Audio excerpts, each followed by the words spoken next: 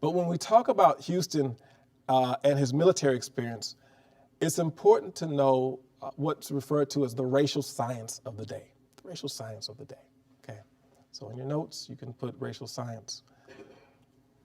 And the racial science of the day was based off of a lot of assumptions or assertions.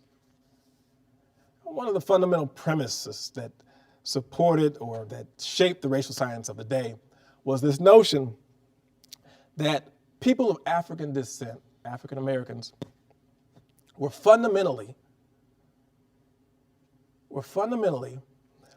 emotional beings.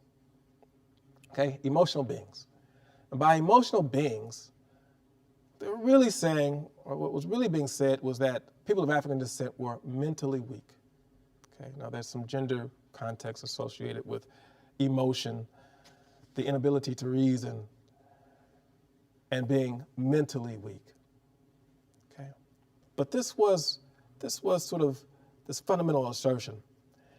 And because it's a science, the racial science, whenever the talk of integration would be broached, whether you're talking about the experience of black soldiers at war, military soldiers, or the integration, at this time wasn't really even being discussed, but the integration of black kids or children in public schools or in higher education, the notion was that, again, that black people or African Americans were emotional beings.